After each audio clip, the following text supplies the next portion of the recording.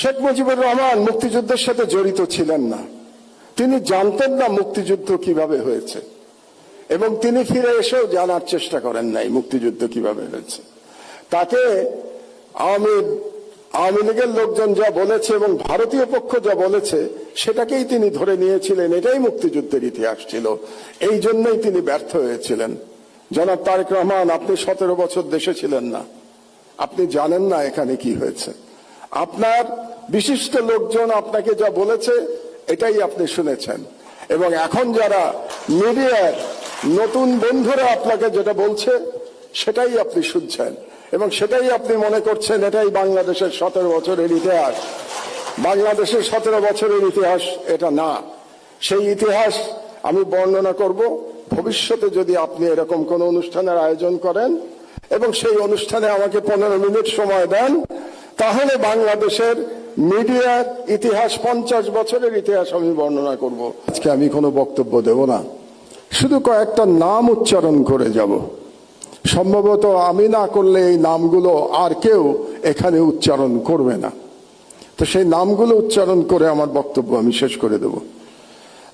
প্রথমে যে নামটি আমি উচ্চারণ করতে চাই, তিনি আমাদের গাজী ভাই, মরহুম গাজী ভাই রুহুল আমিন গাজী।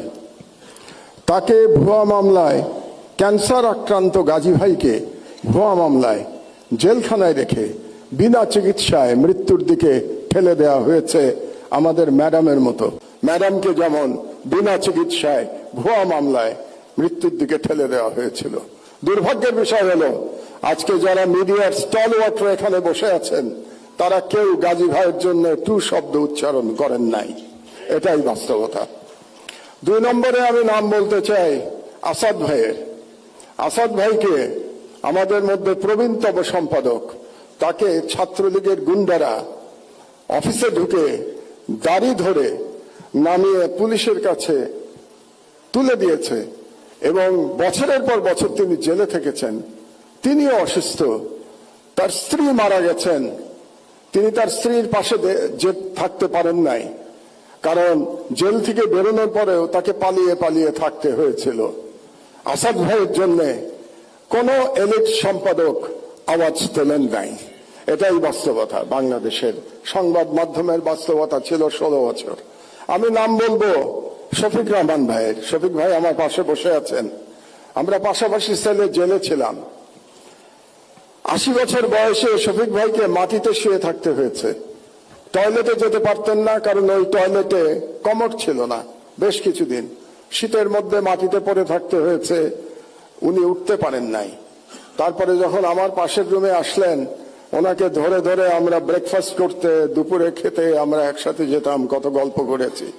শফিক রহমানের জন্য কেউ আপনারা দাঁড়ান নাই, এটাই ছিল ফ্যাসিবাদের চরিত্র। আরেকজনের নাম বলি কনক সরোয়ার। তার অপরাধ ছিল তিনি আজকে প্রধান ব্যক্তি তারেক রহমান সাহেবের একটা বক্তৃতা তিনি লাইভ চালিয়েছিলেন। এই অপরাধে তাকে 1 বছর প্রায় জেলে থাকতে হয়েছে।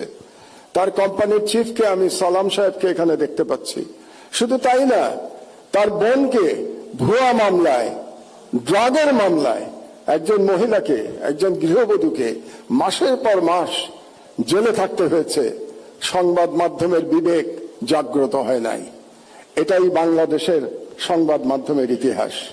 তো এই নামগুলো আমি বললাম এই জন্যে, আমি শিওর আমি না বললে আজকে বুকে হাত দিয়ে প্রত্যেকে বলতে পারবেন কেউ আপনারা এদের নাম বলতেন না আজকে, এই জন্য আমি এই নামগুলো বললাম।